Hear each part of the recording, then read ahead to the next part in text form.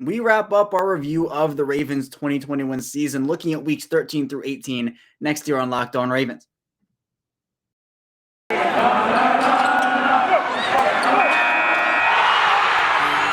You are Locked On Ravens, your daily Baltimore Ravens podcast, part of the Locked On Podcast Network, your team every day.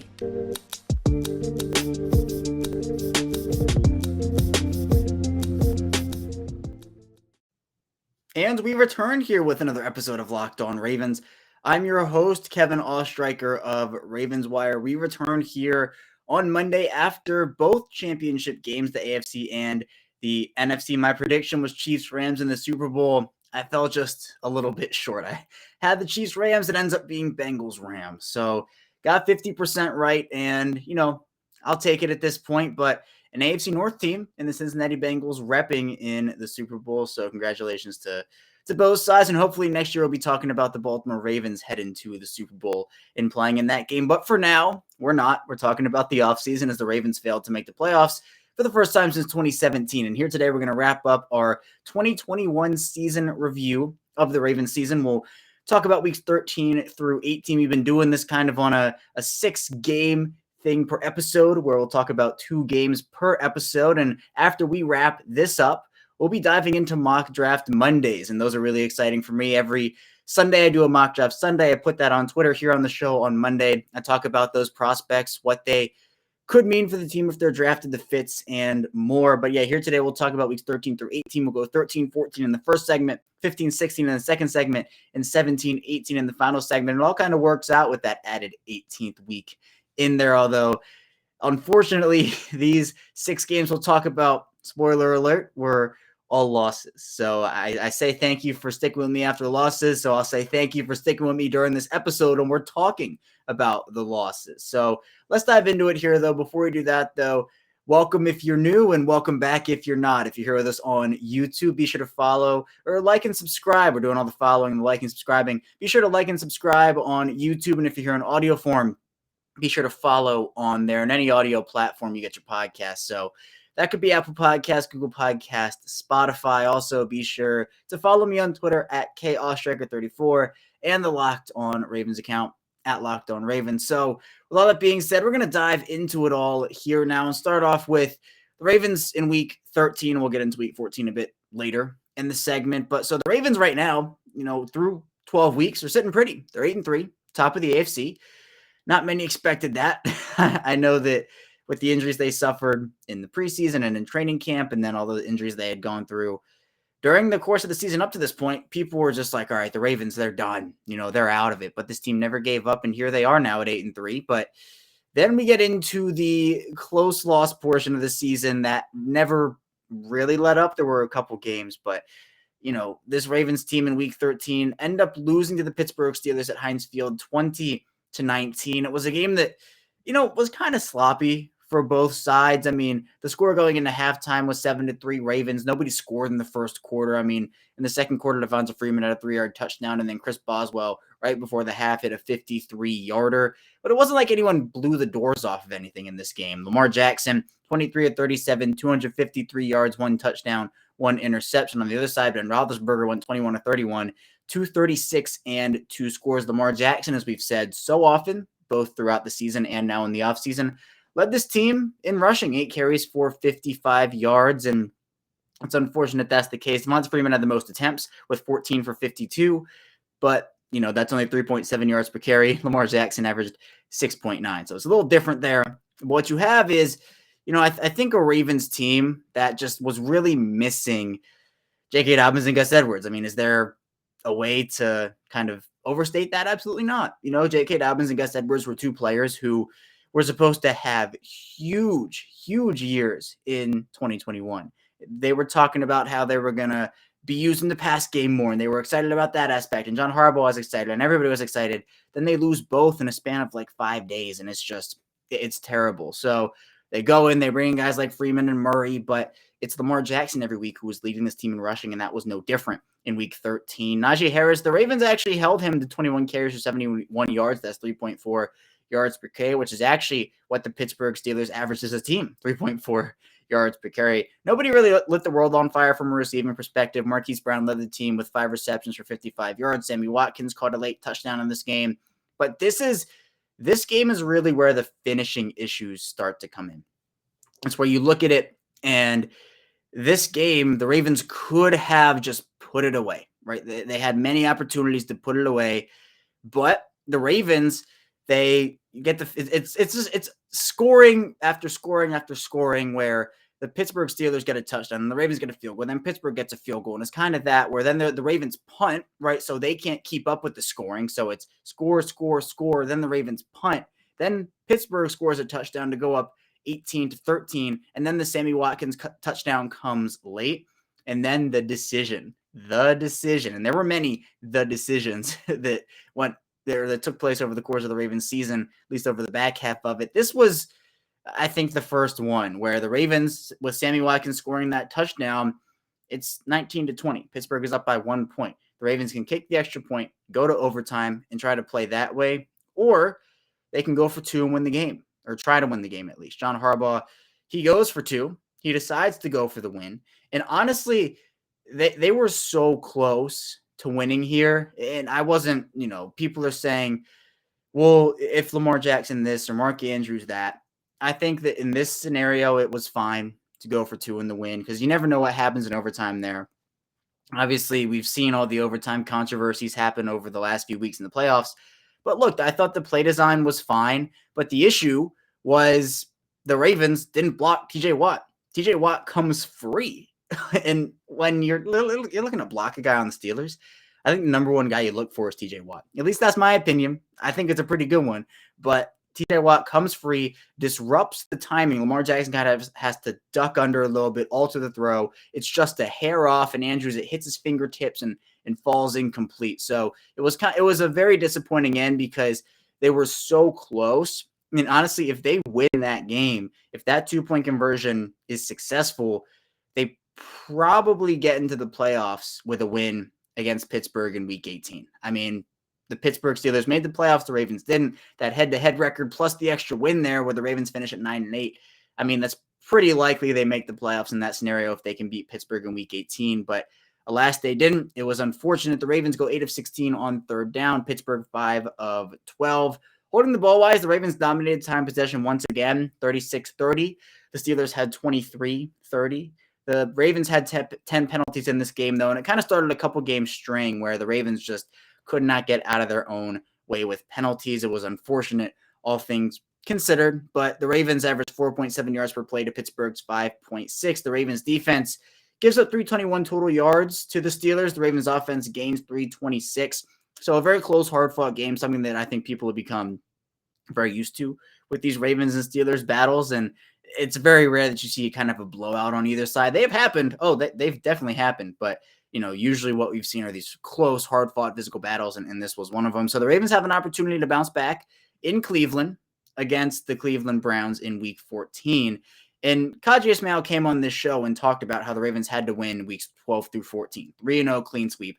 I thought they were going to go 2-1. I thought they were going to beat the Browns in Week 12, beat the Steelers in Week 13, and lose to the Browns in Week 14, because this was that whole Cleveland, Pittsburgh, Cleveland for Baltimore, and then Cleveland had Baltimore by Baltimore. So the clear advantage goes to Cleveland there, and I just thought that advantage would be really big. And ultimately, the Ravens do lose 24-22, and this had another 2-point controversy. It came earlier in the game, though, where the Ravens have an opportunity to make it a 1-score game with an extra point, but they decide to go for 2 and to cut it to a 7-point deficit, and the 2-point conversion fails, and the Ravens, instead of being down 8 in a 1-score game there, are down by 9, and that is a 2-score game. The Ravens end up coming back and losing 24-22, so that 2-point conversion ultimately the difference. And I think what you have is a decision where, in that scenario, I'm probably kicking the extra point, but again, I'm not the head coach of an NFL football team, so my opinion doesn't really matter in that scenario. But that's what I personally would have done. And John Harbaugh kind of talked about, look, you're going to have to go for 2 at some point. You'd rather know where you are earlier in the game, which I don't disagree with. Like, I understand what he's saying, but I think just the mindset of being down by 2 versus being down by 1 score is a little different. But look, I mean, I understand his reasoning. I'm not saying his reasoning is super off base and like, that makes no sense. Like, why would you know? I think it was I think his reasoning was acceptable, but this was the game where Lamar Jackson goes down. He goes down with an ankle injury. The injury that we all now know is the one that ended his season, ultimately. Tyler Huntley comes in, plays pretty admirably, 27-38, 271 touchdown, was sacked 3 times. Devonta Freeman led this team, 13 carries for 64 yards. Mark Andrews, 11 for 115 and a score. This was really the start of his run of dominance, where we see him just really every week dominating week in and week out, regardless of what defenses throw at him. Baker Mayfield, I mean, not the best game for him. 22-32, 190, 2 touchdowns, 1 interception. Nick Chubb, 17 for 59 on the ground. Donovan Peoples-Jones burned this team, though, 5 for 90. Jarvis Landry had 5 for 41 and a touchdown. It was, again, like not a game where anybody had these insane stats, but it was just sequences that led the Browns to a victory. The Browns also have a huge 4th down stop to end the game where the Ravens, their last possession, went 4 plays for 6 yards, and the Ravens ultimately – Denzel Ward makes a great open field tackle on a slant that was behind the line of scrimmage. And personally, I don't agree with that play call. I think on a 4th down play like that, you should run beyond the sticks and not risk that tackle behind the line of scrimmage. I get that, the farther away they throw it, the less likely it's going to be accurate, but, an out, something like that. I think that would have been more effective, but that was the play call. That's what happened. The Ravens lose 24-22. And that pushes their record from 8-3 to 8-5 over those 2 weeks, and 2 losses against divisional opponents, which really did hurt them in the long haul and in the later part of the season. We'll head into our first break, though. When we get back, we'll be diving into weeks 15 and 16. So stay tuned for that, and we'll be right back.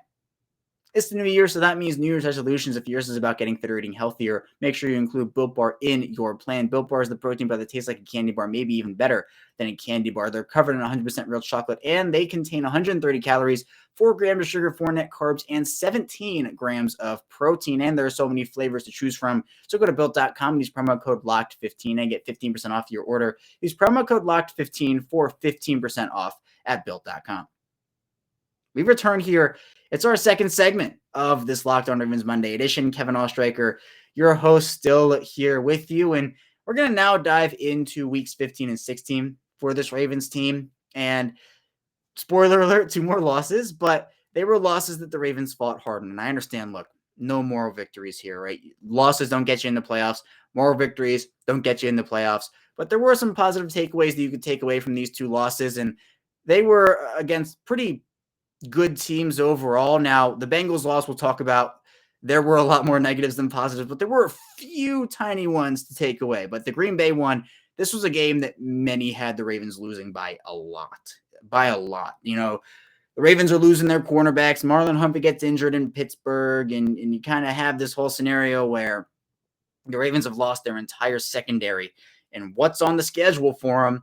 It is star receiver after star receiver after star receiver, and it just keeps going and going and going. And it all starts with Davante Adams and the Green Bay Packers here in week 15. Now, the Ravens end up losing this game by 1 point, and Lamar Jackson did not play in this game. Tyler Huntley led the show for them. I thought overall played pretty well, 28-40, 215 yards, 2 touchdowns. Aaron Rodgers on the other side, 23-31, 268, and 3 touchdowns. Huntley also had 13 carries for 73 yards and 2 scores on the ground. So 4 total touchdowns for Huntley. I think that it was a great game for him. Overall, you had Mark Andrews, who had 10 receptions for 136 and 2 scores. Marquise Brown had 10 for 43 and no scores. So you had 2 guys, arguably your top 2 receivers, go for 20 catches combined and really make up most of the yards through the air. I mean, the next closest guy was Devin Duvernay, who had 3 for 13. So it's kind of taking us back to what 2020 was in a sense, where it was like, all right, who are you going to cover? Is it Mark Andrews or Marquise Brown? We're going to take the other one away, and then everybody else is just going to have no stats. So that's kind of what it was. But the Ravens overall held Davante Adams to 6 catches for 44 yards and a touchdown. Considering the player Davante Adams is, and considering the players the Ravens had out there in the secondary, that is very, very impressive. And I think that was one of the positive takeaways for me. My bold prediction actually was the Ravens were holding Davante Adams to under 100 yards. And they did it. They did it really well. But they had a package designed for Adams. I believe it was called 17 Bulldog, if I'm not mistaken. They were doubling him almost every play. They were putting help over the top. They were bracket coveraging him. They were doing all this stuff and pretty much saying, hey, Aaron Rodgers, beat us somewhere else. And I think that's the absolute correct thing to do, especially when you're hurting so much. You kind of have to adjust your defense and adjust based off the personnel that you have. I think that was absolutely the right decision for what this Ravens team was going through at the time. So Adams was pretty much a non-factor outside of his touchdown and a couple of key catches, but Marquez Valdes-Scantling went 5 for 98 in a score. You had other guys contribute in a sense as well. I mean, Aaron Jones caught a touchdown. A.J. Dillon ran one in, but the Ravens were in position to win the game. I mean, all these close one-score, one-point losses were, I mean, it was brutal because what you have again is a team that scores in the clutch, at least over these 3 weeks here. They score in the clutch, but then it's the decisions. It comes down to the decisions, and this was another one, another 2-point conversion call by John Harbaugh. The Ravens score late in this game. You have Tyler Huntley run this ball in, 8-yard run, 42 seconds left. And all of a sudden, you're in position to tie the game with an extra point, go to overtime, play for overtime, and see what you can do.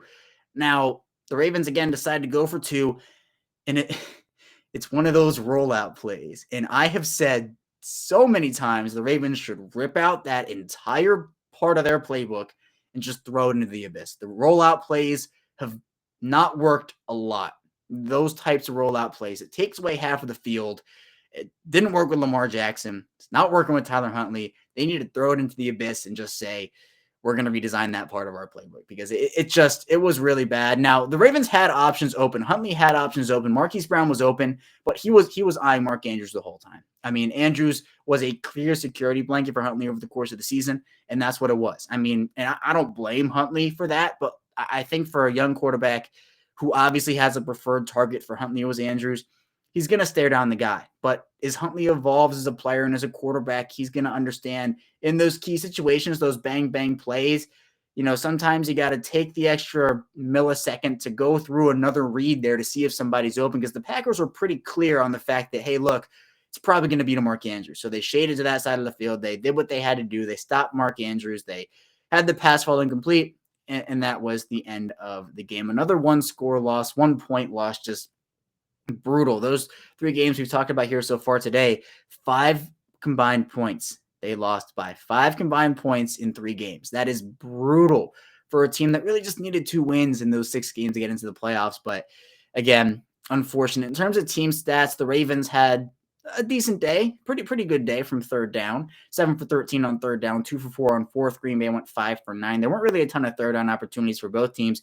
Green Bay actually held the ball for longer than Baltimore. They held it for 31-10, Baltimore for 28-50. So that discrepancy, Baltimore averaged 5.3 yards per play. Green Bay 5.9. The Ravens and Packers both had 8 penalties, so not a great day penalty-wise by either team. But it's unfortunate because you could say, hey, look, Tyler Huntley played great in this one overall. And you had the defense that gave up a lot of points but held Devontae Adams to whatever and did a good job of executing that game plan. But Green Bay comes out on top. They're one of the best teams in the NFC this season, obviously met their early demise in the playoffs, but that doesn't take away the fact that during the regular season, they were a very good football team. The Ravens played them really close in a game that many expected them to get blown out in. So that was impressive overall. But next we travel to Cincinnati, and Cincinnati, as we know, is heading to the Super Bowl as the AFC representative.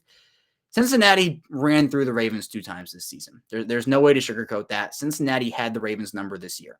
Now, would it have been a different story if the Ravens were healthy? I think absolutely. I think the whole season would have been different if the Ravens were healthy. And this isn't just a Cincinnati thing. I mean, I think the Ravens make the playoffs as a very high seed if they're fully healthy.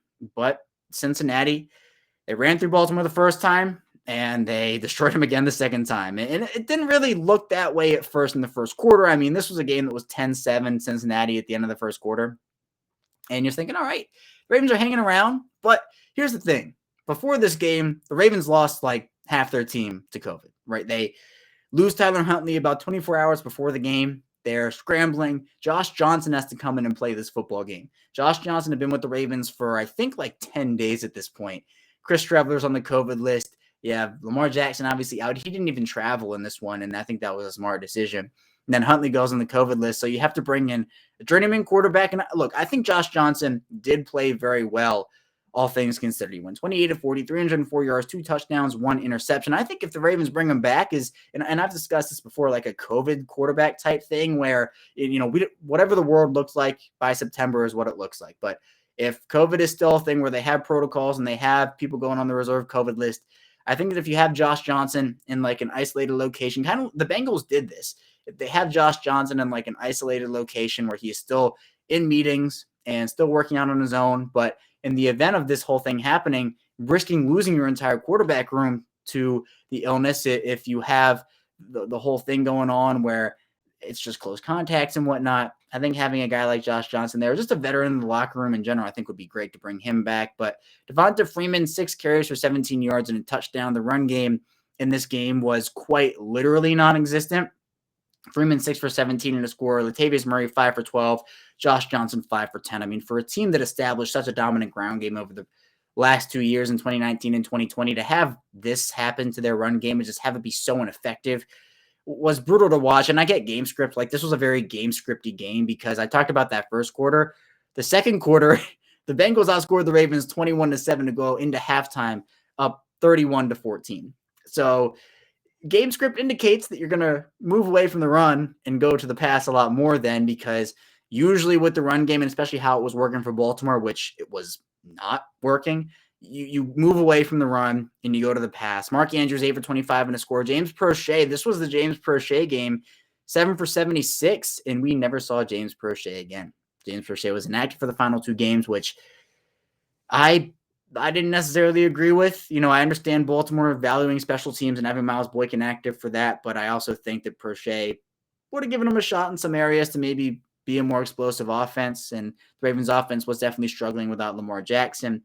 So, yeah, Joe Burrow just lit up this team, 37-46, a franchise record, 525 and 4 scores. I mean, he was unreal. T. Higgins went 12 for 194 and 2 scores through the air, almost 200 yards. Jamar Chase, 7 for 125. Tyler Boyd, 3 for 85 and a score. I mean, the Bengals, they handed the Ravens this loss. And yeah, it was a bad one. I do think the positive to take away, though, the Josh Johnson performance was good. He's not this mobile quarterback who can be that dual threat guy. We saw that on a few plays where the Ravens tried to get him out in space, and he didn't really do anything with it. I mean, he's just not as athletic and mobile as he was when he was younger, and that's okay. But I don't think that's his game anymore. I mean, the stats here, the Bengals averaged 8.2 yards per play. That is unbelievable. I mean, that is absolutely unbelievable. From a third down perspective, the Ravens went 6 of 11 on third down. Cincinnati 5 of 10. Cincinnati held this ball for 37 minutes and 3 seconds. The Ravens 22-57. The Ravens had 6 penalties. The Bengals had 5. I mean, the Bengals averaged 10.2 yards per pass. Those are just video game numbers. It was a pretty poor game overall, and one where you could think, all right, well, look, the Ravens had not a lot of their team because of COVID and obviously the injury they were going through. The guys they had, with the explosive offense Cincinnati's shown they've had, it was kind of expected. And it's unfortunate because that was pretty much the game for the AFC North, and the Bengals took it handily and they won the game. And that's where we are now. So we started this episode with the Ravens at 8-3. We now have them at 8-7, and we have 2 more games to go. We'll head into our final break. Then when we get back, we'll talk about weeks 17 and 18. So stay tuned for that, and we will be right back. Hey, Ravens fans, this is Kevin Oestreicher with an incredible app everyone who buys gas needs to know about in Get Upside. Just download the free Get Upside app in the App Store or Google Play right now and use promo code TOUCHDOWN for 25 cents per gallon or more on your first fill-up cash back. Don't pay full price at the pump anymore. Get cash back using Get Upside. Just download the app for free and use promo code TOUCHDOWN for 25 cents per gallon or more on your first tank. Some people who drive a lot are making as much as $200-$300 a month, a year in cash back, and there's no catch. The cash back is added right to your account. You can cash out anytime to your bank account, PayPal, or any gift card for Amazon and other brands. Just download the free Get Upside app and use promo code TOUCHDOWN to get 25 cents per gallon or more cash back on your first tank. That's code TOUCHDOWN. We're back here.